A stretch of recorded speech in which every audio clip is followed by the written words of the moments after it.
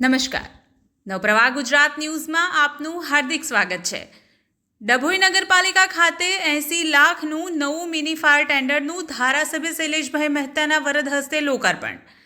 ડભોઈ નગરપાલિકા fire station ખાતે Gujarat fire prevention service દ્વારા ₹80 લાખનું નવું mini fire tender vehicle equipment સાથેનું આપવામાં આવ્યું, જેનું નગરની જાહેર જનતા માટે ધારાસભ્ય શૈલેષભાઈ મહેતાના વરદ હસ્તે લોકાર્પણ કરવામાં આવ્યું.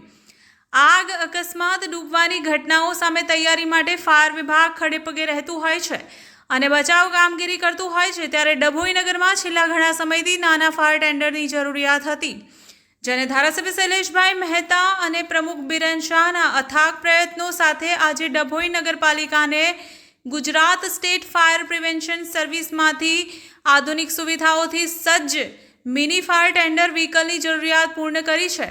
સાથે નવીન આધુનિક ઇક્વિપમેન્ટ્સ પણ આપવામાં આવ્યા છે. નવપ્રવાહ ગુજરાત ન્યૂઝ, ડભોઈ. એ રીતે અત્યારે બનાવો બની રહ્યા છે, એક્સિડન્ટો વધી રહ્યા છે. રાજકોટની ઘટના આપણે જાણીએ છીએ, રોકથામ જાણીએ છીએ. સુરતમાં પણ ક્લાસીસમાં જો રીતે આગને લીધે છોકરાઓ કૂદવું પડ્યું હતું.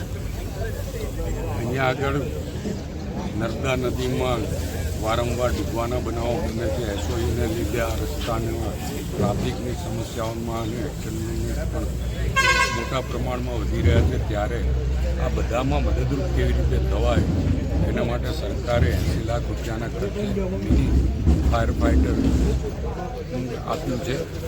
અને જેમાં એક્સિડન્ટમાં પણ જો ડ્રાઈવર કે મુસાફરો કોઈ ગાડીમાં ફસાઈ ગયા હોય, લોક વાગી ગયો હોય તો ગાડીને ઉડીને પણ એ લોકોને બહાર કાઢી શકાય. ઇલેક્ટ્રિક લાઇટ આગ લાગી હોય ઇલેક્ટ્રિકના કારણે કે કેમિકલના કારણે કે જ્વલનશીલ પદાર્થોના કારણે, તો એમાં કેવી રીતે ઓળખી શકાય એના માટેની પણ વ્યવસ્થાઓ છે.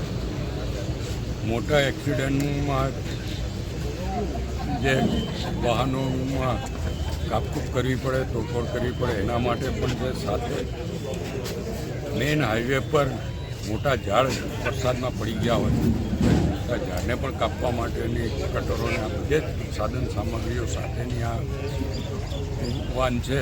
અને આ ખૂબ જ ઉપયોગી ડભોઈ નગર અને એની આજુબાજુના વિસ્તારને થઈ રહેશે.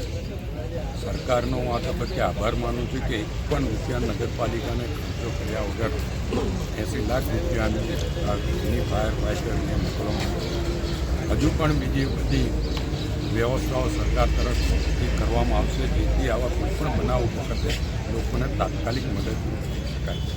અને આપના મારફત પણ લોકોને જાણકારી આપીએ છીએ કે આવી કોઈપણ બનાવ મને તાત્કાલિક ડભોઈ નગરપાલિકાના હોદ્દેદારોને સંપર્ક કરો તો એમના માટે આ વાન ઉપયોગી થશે.